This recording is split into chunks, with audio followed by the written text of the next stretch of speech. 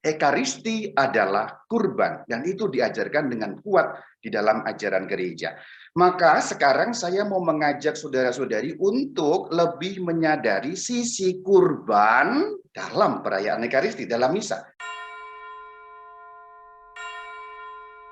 Mengapa kita merayakan misa? Jawabannya ada di mana? Lukas 22 ayat ke-19. Karena junjungan kita, penebus kita, Sang Kristus mengatakan, perbuatlah ini menjadi peringatan akan aku. Apa yang dimaksud dengan ini adalah perjamuan terakhir yang kira-kira 2000 tahun yang lalu beliau laksanakan bersama dengan murid-muridnya. Karena Tuhan Yesus punya murid-murid yang kemudian diutus menjadi rasul, para rasul kemudian mewartakan tentang Yesus Kristus, banyak orang yang percaya terbentuk gereja, maka ada penerusan ajaran dalam bahasa Latin itu traditio, dalam bahasa Yunani paradosis atau suatu kesinambungan ajaran. Dari Tuhan Yesus nyambung kepada para rasul, nyambung kepada gereja dan kita adalah gereja. Gereja yang satu, kudus, katolik, dan apostolik, nama ringkasnya Gereja Katolik. Haleluya, saudara. Itu dia. Karena kesinambungan ajaran itu, maka para rasul mengajarkan kepada umat. Dan itu tertulis di dalam surat pertama Korintus pada bab yang ke-11, ayat ke-22. Bunyinya seperti ini. Sebab apa yang telah kuteruskan kepadamu, saya jelaskan dulu. Ku teruskan kepadamu. Yang dimaksud ku atau aku adalah Rasul Paulus. Kepadamu, mu berarti umat gereja. Jadi Rasul Paulus meneruskan kepada umat. Yang diteruskan oleh Rasul Paulus diterima dari mana? Perhatikan kalimat lanjutannya. Telah aku terima dari Tuhan. Nah, ini landasan kenapa kita merayakan Ekaristi. Perbuatlah ini menjadi peringatan akan aku. Dan setiap kali kita merayakan misa, bukankah kata-kata ini diulang oleh kata-kata seorang imam yang memimpin perayaan itu? Kita sudah tahu jawabannya. Kemudian apa itu misa? Nah, di sini saya mau bercerita kepada saudara-saudari semuanya mengenai hakikat misa itu apa. Biasanya kalau ada seminar pembicaraan mengenai misa, umumnya orang bertanya pembahasan-pembahasan mengenai hal-hal yang sifatnya liturgis. Ini ritualnya bagaimana, tata caranya bagaimana, harus begini atau begitu Rama, tangannya boleh begini enggak, tangannya naik apa turun Rama, dan sebagainya. Sederet pertanyaan yang kira-kira mirip seperti itu. Namun sekarang saya tidak akan mengajakmu untuk menelaah secara liturgis, tapi aku akan mengajak kepadamu untuk menelaah secara hakikatnya itu apa sih sebenarnya. Di dalam Katekismus Gereja Katolik KGK pada nomor 1323, bunyinya seperti ini. Pada perjamuan terakhir, penyelamat kita mengadakan kurban, Ekaristi tubuh dan darahnya. Ekaristi adalah kurban, dan itu diajarkan dengan kuat di dalam ajaran gereja. Maka sekarang saya mau mengajak saudara-saudari untuk lebih menyadari sisi kurban dalam perayaan Ekaristi, dalam misa. Kenapa? Karena di dalam pemandangan saya yang memang terbatas ini, sejauh saya melihat pemahaman-pemahaman tentang Ekaristi, pengertian-pengertian tentang Ekaristi yang sekarang marak beredar adalah Ekaristi itu perjamuan, Ekaristi itu perayaan. Apakah itu salah, Rama? Tidak salah. Tetapi kurang lengkap kalau kita hanya memahami Ekaristi dalam kerangka perjamuan. Sebab gereja banyak sekali mengulang pengajaran mengenai ini bahwa Ekaristi adalah kurban. Jadi sebenarnya saudara-saudari, ketika Anda ikut misa, Anda ikut Ekaristi, tidak hanya berhenti pada perjamuan. Atau dalam bahasa Jepangnya, saya suka pakai bahasa Jepang. Jepang artinya jelas dan gampang. Perjamuan itu baru koma. Titiknya apa? Titiknya itu kurban. Perjamuan yang beliau lakukan itu menunjuk pada apa? Kurban beliau pada kayu salib.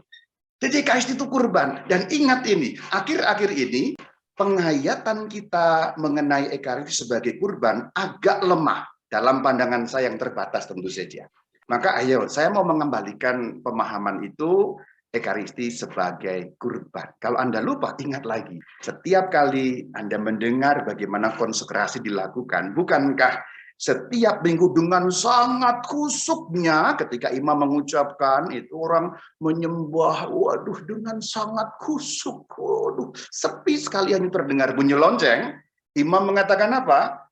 terimalah dan makanlah kamu semua, inilah tubuhku yang diserahkan bagimu. Jadi misa penyerahan tubuh, itu kurban, saudara.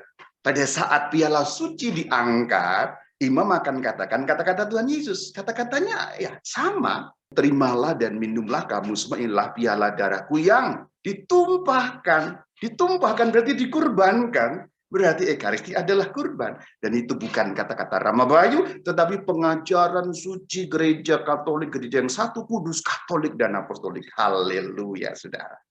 Ini akan membantu sedikit pemahaman, karena kan kalau diverbalkan orang bisa gampang lupa. Kalau divisualkan, sekarang ini harus kuat digambar, maka saya kasih gambar-gambar. Perjamuan terakhir itu baru koma, titiknya adalah kurban. Itu kata kunci untuk memahami.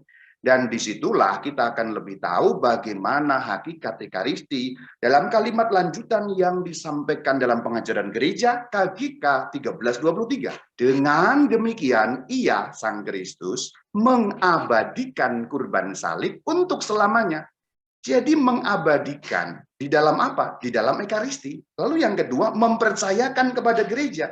Diserahkan kepada gereja supaya apa? Nomor 3, kita dikaruniai jaminan kemuliaan yang akan datang. Masuk surga lah gampangnya, selamat. Dan itu ada landasan Alkitabiah yang sangat kuat di dalam Injil Yohanes pada pasal yang ke-6, ayat yang ke-54 dan ke-55. Perhatikan. Barang siapa makan dagingku dan minum darahku, ia mempunyai hidup yang kekal. Mana daging atau tubuh Kristus? Ya roti Ekaristi itu. Bukankah di dalam perayaan Ekaristi kita mendengar inilah tubuhku? Juga pada saat imam memberikan kepada kita tubuh Kristus, bukan rotiku. Bukan rotiku tetapi tubuhku. Berarti yang kita makan benar-benar tubuh Kristus yang 2000 tahun lalu dikurbankan. Sekarang kita nikmati karena ada Ekaristi. Itu. Ayatnya saya lanjutkan. Barang siapa makan dagingku dan minum darahku, ia mempunyai hidup yang kekal. Jadi kalau di depan ada pertanyaan tanpa Ekaristi, hidup apa enggak? Enggak. Kalau kita mengatakan mengenai hidup kekal. Tapi kalau hidup jasmania, kamu tidak pakai Ekaristi, tetap hidup. Orang-orang yang tidak berekaristi tetap hidup. Orang-orang Kristen non-Katolik yang nggak pernah Ekaristi tetap hidup. Orang-orang non-penyembah Kristus tetap hidup. Kalau kamu mengukurnya hanya secara jasmania. Tetapi kita ingat, saudara, bahwa kita ini rohani jasmani, dan hidup kita akan bersambung pada episode yang kedua setelah akhir zaman, hidup yang kekal. Maka tanpa Ekaristi hidup apa enggak? No way, no way, no way, no, no, no, no, no. Sebab apa? Hanya yang makan tubuh Kristus mempunyai hidup yang kekal. Seperti janji Tuhan sendiri, Yohanes 6 ayat 54, saudara. Sekarang kita masuk dalam ayat 55. Sebab dagingku benar-benar makanan, dan darahku adalah benar-benar minuman. Jadi itu bukan hanya sesuatu yang sifatnya rohani spiritual. Wah, tubuh Kristus dikurbankan bagi kita, kita menikmati hasilnya. Ne. Benar-benar makanan. Berarti saudara-saudari, Ekaristi itu sebenarnya bahasa gampangnya begini loh. Yesus Kristus itu mengorbankan dirinya 2000 tahun yang lalu. Yang ikut perjamuan terakhir juga hanya para rasul. Apakah orang yang terpisah waktu, jarak waktu sekian ribu, berarti kita zaman now tidak bisa menikmati hal yang sama seperti yang para rasul nikmati? Berarti kita nggak selamat dong.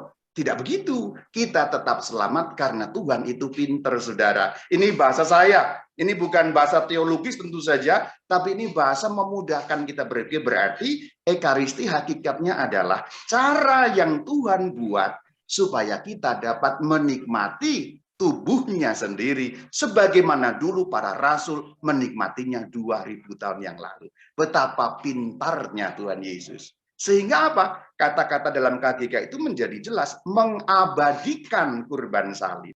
Berarti semua orang dari sepanjang zaman bisa makan tubuh Kristus seperti yang beliau nyatakan dalam Injil Yohanes 6. Jadi kalau dikatakan barang siapa makan ia punya hidup kekal, lalu kan kita bertanya, Tuhan bagaimana caranya makan? Tuhan menjawab, hai anak-anakku, aku punya satu cara namanya misa Ekaristi. Disitulah kamu bisa makan tubuhku dan mendapat hidup yang kekal. Keren kan? Tuhan Yesus itu keren karena pinter beliau itu. Jadi menjelaskan kepada kita tuh pakai bahasa gampang begini saja sudah jelas lah ya. Tentu kalau Anda Yang sudah belajar teologi, penjelasan begini ini kayak memang cemen ya. Tapi ya sudah, saya berusaha menjelaskan semudah mungkin supaya kita tahu hakikat Ekaristi. Jangan lupa, Ekaristi adalah kurban.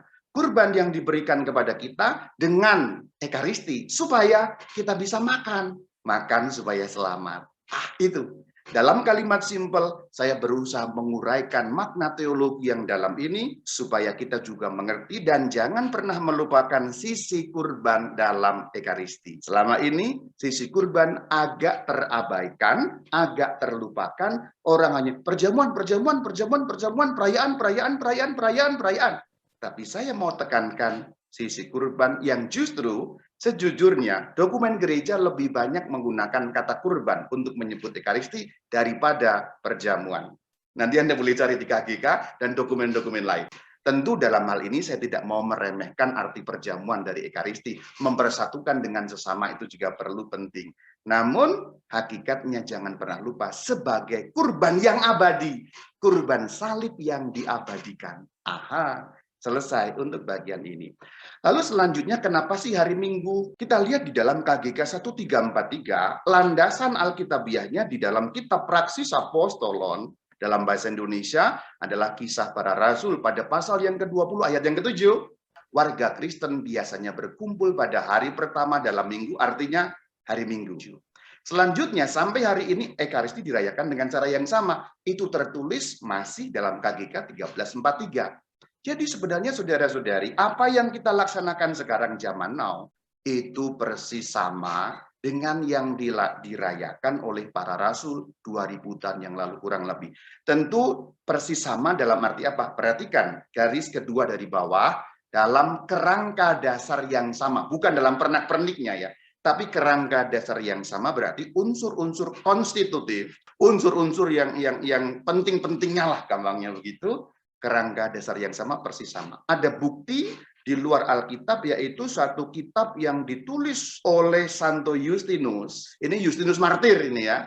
Justinus Martir pada tahun 155, berarti ini sangat dekat dengan para rasul. Rasul Yohanes tahun 90-an, Justinus Martir tahun 150-an itu menulis kitab yang bernama Apologia, itu masuk di dalam kumpulan Traditio Paradosis, tradisi gereja. Itu mengatakan susunan Ekaristi persis dengan yang kita rayakan hari ini. Tentu dalam kerangka dasar yang sama, itu yang dimaksudkan. Jadi Ekaristi tetap sama. Selesai bagian pertama. Hakikatnya apa? Sudah dijawab, apa itu misa, kenapa kita misa, kenapa hari Minggu, dan bagaimana bentuknya, apakah sama atau tidak. Cek, selesai.